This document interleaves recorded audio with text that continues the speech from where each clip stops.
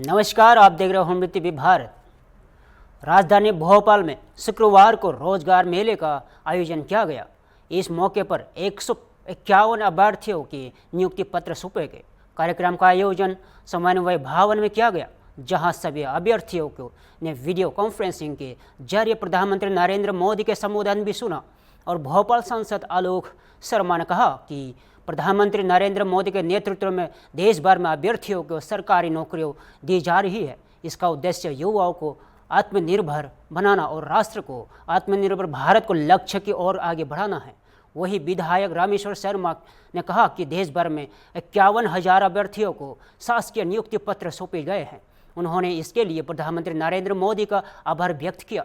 उन्होंने कहा है कि भोपाल में रोजगार मेला इसी राष्ट्रीय अभियान का हिस्सा है।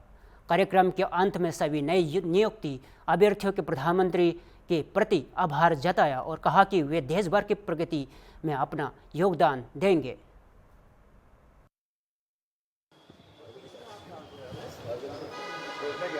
सर, रोजगार मेला युवाओं के लिए एक बेहतर पहल। देश के यशस्वी प्रधानमंत्री आदरणीय नरेंद्र मोदी जी के नेतृत्व में लगातार देश में रोजगार मेले का आयोजन किया जाता है। आज के प्रधानमंत्री रोजगार मेले में लगभग 51,000 से अधिक नौजवानों को देश में अलग अलग विभागों के अंदर नौकरी मिली है। ये नौकरी का उद्देश्य ये है कि नौकरी के माध्यम से वे स्वयं भी मजबूत हों और अपने राष्ट्र को आत्मनिर्भर बनाएं। मेरी सभी नौजवानों को इस अवसर पर बहुत बहुत शुभकामनाएं देता हूं, बधाई देता हूं कि इस बार वे लगातार उन्होंने अच्छा शिक्षा ग्रहण की और नौकरी के लिए उनको भटकना नहीं पड़ा। प्रधानमंत्री रोजगार मेले के माध्यम से उनको उनकी योग्यता के अनुसार आज यहाँ पे नियुक्ति पत्र दिए हैं। मैं सबके उज्जवल भविष्य की कामना करता हूँ, बहुत बहुत बधाई देता हूँ, शुभकामनाएं देता हूँ। माननीय प्रधानमंत्री नरेंद्र मोदी जी के नेतृत्व में संपूर्ण भारतवर्ष में लगातार भारत के नौजवानों को रोजगार देने के अवसर तैयार किए जा रहे हैं। करोड़ों नौजवानों को रोजगार दिए जा चुके हैं। आज के रोजगार मेले में लगभग 51,000 अभ्यर्थियों को उनको शासकीय सेवा में लिया गया है। आज उसी के संदर्भ में पूरे भारतवर्ष में रोजगार मेला था, उसी का एक आयोजन भोपाल में हुआ। मैं अपनी ओर से सभी को हार्दिक शुभकामनाएं बधाई देता हूं और भारत के प्रधानमंत्री आदरणीय नरेंद्र मोदी जी का धन्यवाद देता हूं कि वो अभ्यर्थियों को सहज और सरल और सुगमता से बिना किसी भेदभाव के लगातार शासकीय सेवाएं नौकरी उनको प्राप्त हो रही हैं। भारत के उज्जवल भविष्य की कामना माननीय प्रधानमंत्री जी ने की है सभी अभ्यर्थियों से। हम भी उम्मीद करते हैं कि वो भारत माता की सेवा दिल से करेंगे।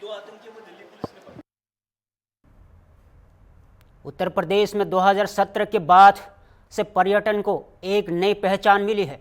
मुख्यमंत्री योगी आदित्यनाथ की दूरदर्शिता और कर्मठ नेतृत्व के चलते आज यूपी न सिर्फ देश के लिए पर्यटन मानचित्र का चमक रहा है, बल्कि विश्व पटल पर भी अपनी मजबूत पहचान बना रहा है।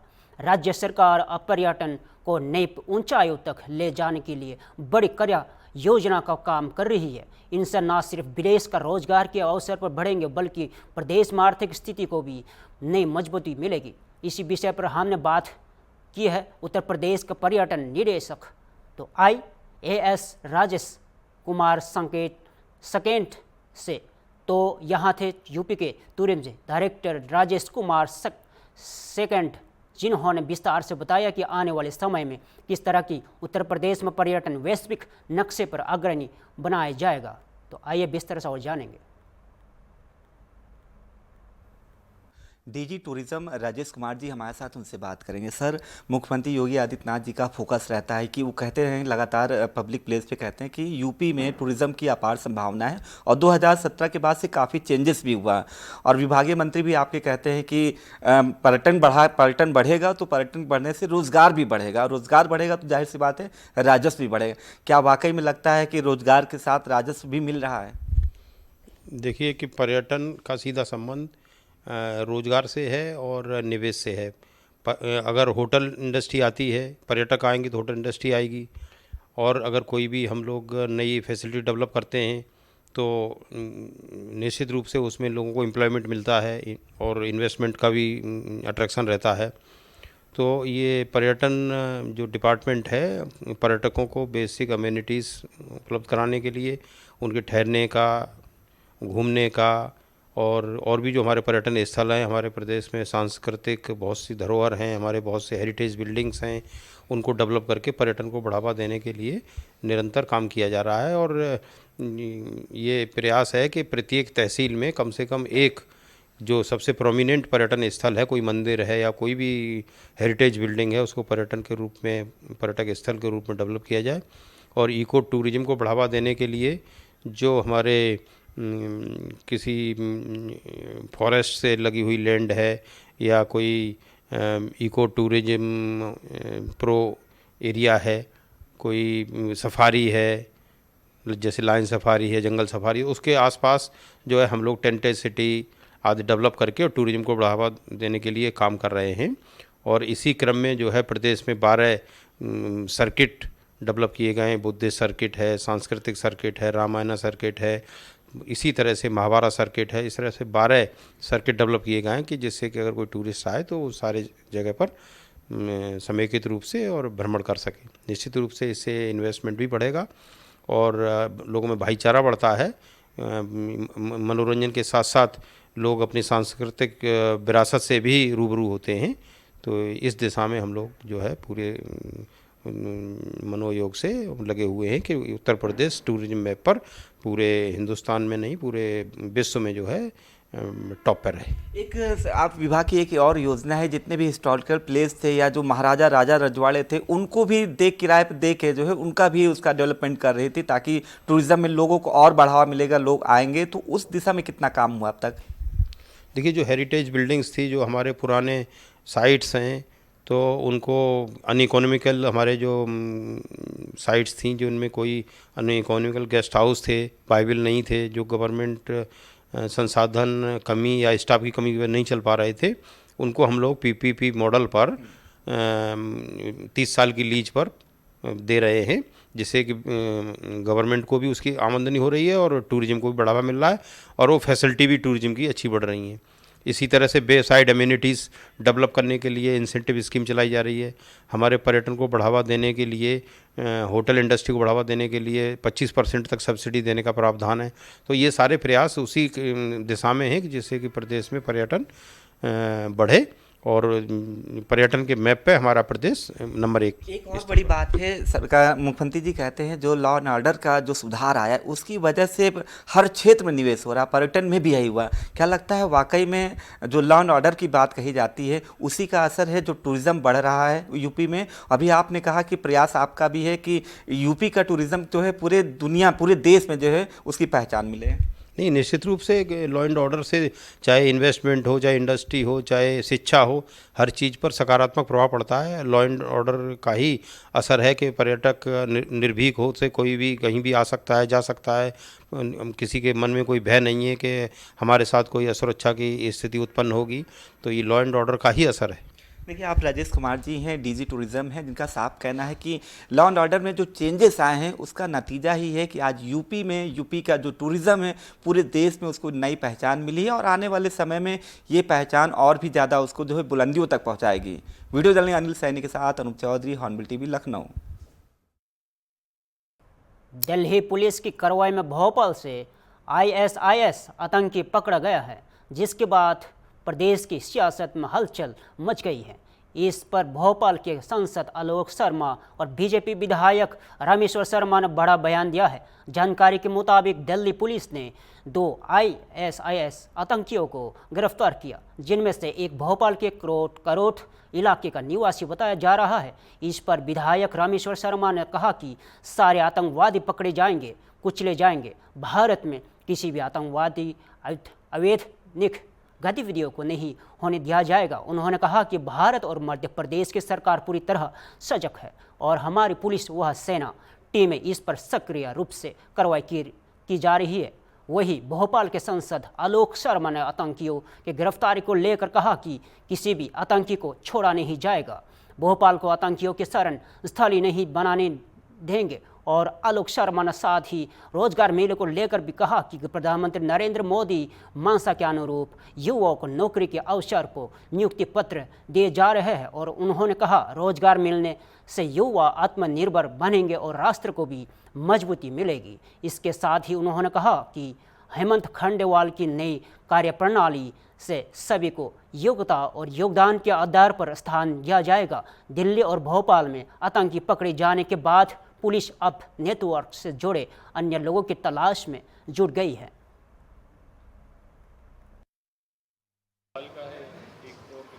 ये दिल्ली पुलिस की कार्रवाई है और इसमें संदिग्ध हैं आईएसआई के बताए जा रहे हैं। नहीं, किसी भी आतंकवादी को नहीं छोड़ा जाएगा। अगर कोई आतंकवादी जैसा कि आप बता रहे हैं भोपाल का है और भोपाल को भी आतंकवादियों की शरण स्थली नहीं बनने दी जाएगी, क्योंकि मध्य प्रदेश में डॉक्टर मोहन यादव जी की सरकार है, देश में आदरणीय नरेंद्र मोदी जी की सरकार है, पुलिस जांच कर रही है, पुलिस कार्रवाई कर रही है, किसी को नहीं बख्शा जाएगा। सर कार्यकारिणी आई है हेमंत जी, भोपाल का भी है बताया जा रहा है और दिल्ली कोई बात नहीं, आतंकवादी पकड़े जाएंगे, कुचले जाएंगे, मारे जाएंगे। भारत में किसी भी प्रकार की गतिविधियां, अवैधानिक गतिविधियां करना नहीं दी जाएगी, क्योंकि भारत की सरकार और मध्य प्रदेश सरकार सजग है। हम सब लोग इस बात के लिए निरंतर चिंतित भी रहते हैं और हमारे पुलिस बल कह लीजिए, भारत की सेना कह लीजिए, अर्धसैनिक बल कह लीजिए, बीएसएफ कह लीजिए, सारी टीमें हमारी लगातार इस मामले में एक्टिव हैं और कार्रवाई कर रही हैं। इस वक्त की बड़ी खबर, उत्तर प्रदेश की कैबिनेट मंत्री बेबी रानी मौर्य सड़क हादसे में बाल बच गई है। जानकारी के मुताबिक शुक्रवार रात मंत्री बेबी रानी मौर्य आगरा लखनऊ एक्सप्रेसवे से लखनऊ जा रही थी, तभी फिरोजाबाद के पास उनके काफिले की गाड़ी एक अनियंत्रित ट्रक से टकरा गई। बताया जा रहा है कि एक्सप्रेसवे पर उस समय दोनों तरफ का यातायात एक ही मार्ग से संचालित हो रहा था। मंत्री की फॉर्च्यूनर का कार के आगे चल रहे ट्रक का अचानक टायर फट गया और वह नियंत्रित खोकर मंत्री की गाड़ी के टकरा गया और टक्कर इतनी जोरदार थी कि मंत्री की कार बुरी तरह क्षतिग्रस्त हो गई, लेकिन गाड़ी चालक की सूझबूझ से बड़ा हादसा टल गया। हादसे की सूचना मिलते ही पुलिस की फोर्स मौके पर पहुंच गई और ट्रक को कब्जे में ले लिया गया है। सौभाग्य से मंत्री बेबी रानी मौर्य पूरी तरह सुरक्षित है और दूसरे वाहन से लखनऊ रवाना हो गई है। घटना के बाद उन्होंने पुलिस अधिकारियों को एक्सप्रेसवे पर हादसे को रोकने के लिए प्रभावी कदम उठाने के निर्देश दिए गए हैं। फिलहाल पुलिस ने ट्रक चालक को हिरासत में ले लिया गया है और मामले की जांच की जा रही है। बड़ी राहत की बात यह है कि इस हादसे में किसी को भी गंभीर चोट नहीं आई है।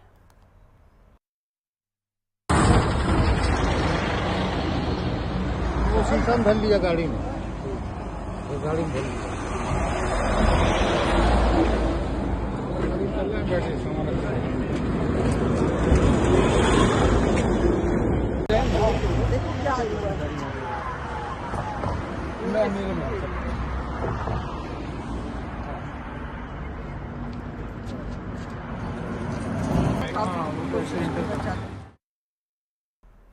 उत्तर प्रदेश के हमीरपुर के एक दर्दनाक खबर सामने आई है, जहां नींद में सो रहे एक किशोर की सांप के डसने से मौत हो गई।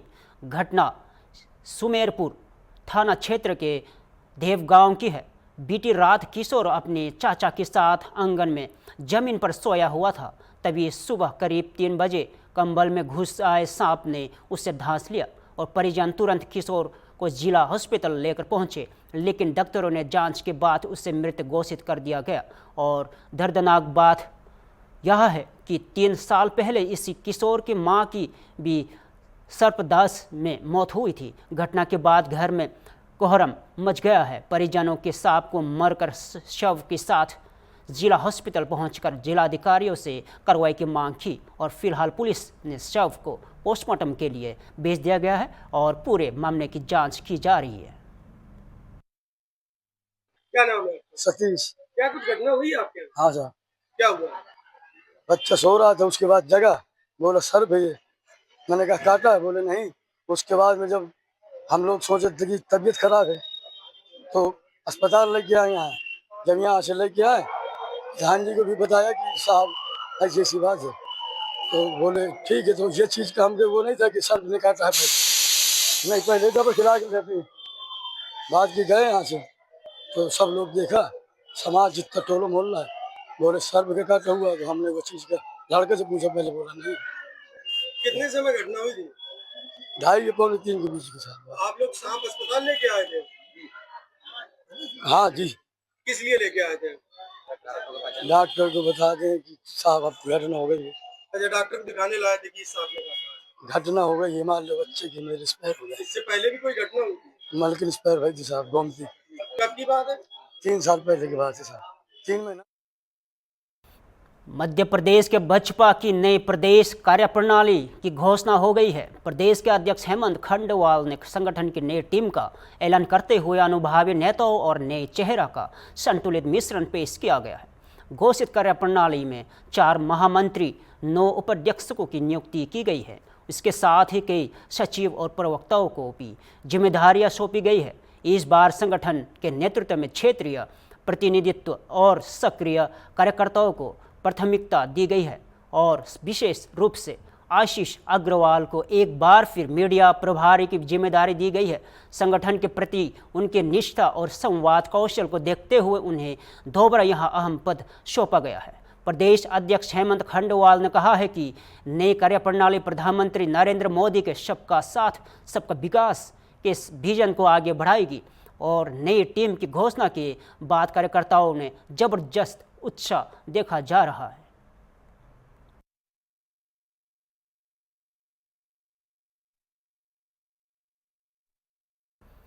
भारत में आज चारों ओर छठ पूजा की भांति भक्ति और रंग बिखरे हुए हैं।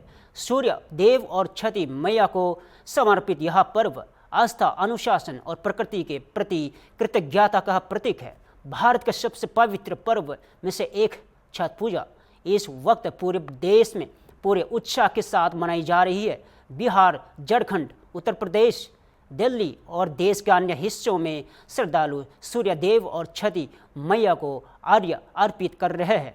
पटना के गंगा घाटों से लेकर शहरों की छतों और अस्थायी तालाबों तक हर जगह भक्ति का वातावरण है। वक्त डूबने और उगते सूरज को अर्घ्य देकर जीवन, सेहत और खुशहाली के लिए धन्यवाद दे रहे हैं। 4 दिन पहले चलने वाला यह पर्व नहाया खाया, खरना, संध्या, आर्य और उषा ऊर्जा आर्य की रस्मों से पूरा होता है। तो सुनिए। मोदी जी को धन्यवाद कहेंगे, रौना माँ, छठी माँ उनका अच्छा से जीता। काचाही बसा के चंगेरिया भारा लचकैते जा।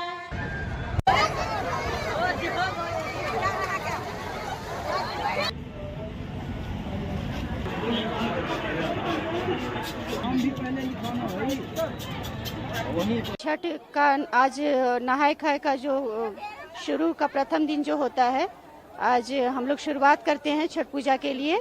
तो प्रथम दिन हम लोग सुबह में उठते हैं, अपना दिनचर्या शुरू करके और गंगा जी आते हैं, यहाँ स्नान करके सूर्य भगवान को जल चढ़ाते हैं और उसके बाद घर जाने के बाद बहुत ही साफ सफाई के साथ में पूरे नए बर्तन होते हैं और नया चूल्हा होता है, मिट्टी का चूल्हा हो या जो भी चूल्हा हो, साफ सुथरा होना चाहिए।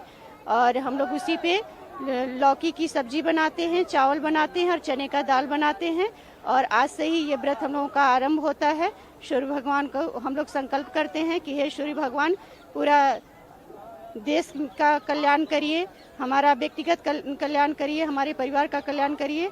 ऐसा मन में आस्था बना करके हम लोग छठ का व्रत आज से शुरू कर देते हैं। क्या नाम है आपका? मेरा नाम सीमा राय है। किस तरह का खाए नहाने का खाना होता है, क्या होता है? ये हम लोग का छठ महापर्व 4 दिन का होता है, जिसमें पहले दिन में नहाए खाई होता है, दूसरे दिन में खरना होता है, तीसरे दिन में शाम वाला अर्घ होता है और चौथे दिन में सुबह का अर्घ होता है। डूबते सूरज को अर्घ दिया जाता है शाम को और निकलते सूरज को अर्घ दिया जाता है सुबह में। और नहाए खाए में आपको नहाने के बाद चने का दाल, लौकी की सब्जी, चावल, कतरा ये सब बना के खाया जाता है। उसके बाद फिर व्रत रखा जाता है। उसके दूसरे दिन खरना वाले दिन इस अवसर पर प्रधानमंत्री नरेंद्र मोदी ने छठ की शुभकामनाएं दी और कहा कि यह पर्व आस्था, पूजा और प्रकृति के प्रति प्रेम का अनोखा संगम है। उन्होंने लोक गायिका सरदा और जिन्हा जैसे कलाकारों की भी सराहना की, जिन्होंने अपने गीतों से छठ की भावना को जन जन तक पहुंचाया। छठ पूजा सिर्फ एक धार्मिक परंपरा नहीं, बल्कि समाज में एकता, अनुशासन और समानता का संदेश देने वाला पर्व है। सुरक्षा और सफाई की तैयारियों के बीच घाटों पर लाखों श्रद्धालु की ही भावना में बंधे नजर आ रहे हैं। सूर्य उपासना के इस पर्व पर हम सभी छठी मैया से यही प्रार्थना करते हैं कि वह सब अपनी कृपा बरसाए। छठ हमारा शुद्धता और पवित्रता का एक बड़ा महापर्व है और जिसका शरीर शुद्ध होता है उसका मन भी शुद्ध होता है, और मन जब शुद्ध हो जाता है तो समाज के लिए अच्छा काम होता है। तो इस परिस्थिति में छठ की शुभकामना सबको हम देते हैं और छठी मैया से प्रार्थना करते हैं कि आप सबको सद्बुद्धि दीजिए कि आपस में भाईचारा हो, आपस में मिलन हो, जाति पाति धर्मवाद से उठ करके मानववाद को लेकर के चलें ताकि हमारा समाज आगे बढ़े। लालू यादव ने ट्वीट किया है कि केंद्र सरकार न ही राज्य सरकार बिहार में पलायन ज़्यादा है, ट्रेनों का इंतजाम नहीं कर पा रही है लोगों के आने के लिए इस महापर्व के लिए। देखिए, उन लोग कहते हैं वो सब बेईमानी है। वो जब थे तो क्या किए थे? उस समय के जंगल राज हम नहीं कहा था, न्यायालय ने कहा था, और हम साक्षी हैं। 1980 से विधायक रहे हैं, मंत्री रहे हैं, उनके साथ भी मंत्री रहे हैं। हम जानते हैं कि वो लाठी में तेल पिलाओ और लाठी भजाओ की बात करते थे, चरवाहा विद्यालय की बात करते थे। कोई टेक्नोलॉजी सेंटर हो, टेक्निकल इंस्टीट्यूशन हो, मेडिकल इंस्टीट्यूशन हो, कॉलेज हो, ये सब कहाँ खुलवाए थे जो आज वो कर रहे हैं। पलायन की बात तो उस समय से हो रही थी। उनके समय में 15 साल में कितने यहाँ इंडस्ट्री खुले, क्या उन्होंने कोई कार्रवाई की? तो मन है, भगवान दे दिया है, डेमोक्रेसी है, बोलने की स्वतंत्रता है, बोल लेते हैं। लेकिन बिहार की जनता उनके कारनामों को समझती है। जो कुछ किया जा रहा है नरेंद्र मोदी जी के द्वारा किया जा रहा है, नीतीश जी के द्वारा किया जा रहा है, एनडीए की सरकार कर रही है, और ये जो कर रही है इससे बेहतर कोई काम नहीं कर सकता है। यादव ने कहा है अभी कि हम लोगों ने जब अति पिछड़ा समाज के आदमी का नाम जो है उप मुख्यमंत्री के लिए जैसे ही ऐलान किया, एनडीए और भाजपा के लोग जो है हम लोग को ट्रोल करने लगे, यानी कि ये लोग अति पिछड़ा समाज के खिलाफ हैं। कहा कि आप में क्या है कि आप ये किए हैं? आप किसी को प्रधानमंत्री का नाम दे करके आप कहिए कि हम प्रधानमंत्री बनावेंगे फलना को, तो इससे कुछ होना है क्या? आप खाली कहने से तो नहीं होगा। और जब पिछड़ा और अति पिछड़ा की बात करते हैं तो यही लालू प्रसाद जी थे, जीतन मांझी को मुख्यमंत्री पद से हटाने के लिए राज्यपाल के यहाँ और राष्ट्रपति के यहाँ 35 विधायक लेके गए थे। तो जीतन मांझी समाज का सबसे निकृष्ट परिवार का है, महादलित परिवार का है, तो उसको इन्होंने जब हटाने की बात की थी तो आज सहनी को लॉलीपॉप दिखला रहे हैं। इस तरह का समर्थन मिल रहा है बहुत प्रचंड बहुमत से एनडीए सरकार बनाने।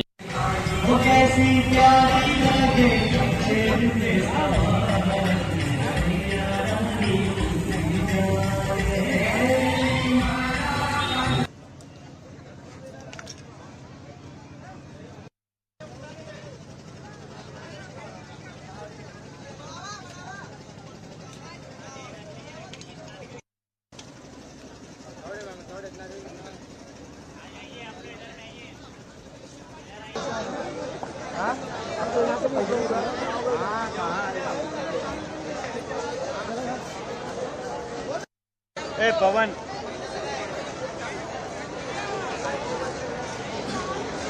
मावशीची देतो, मावशीची पैसे।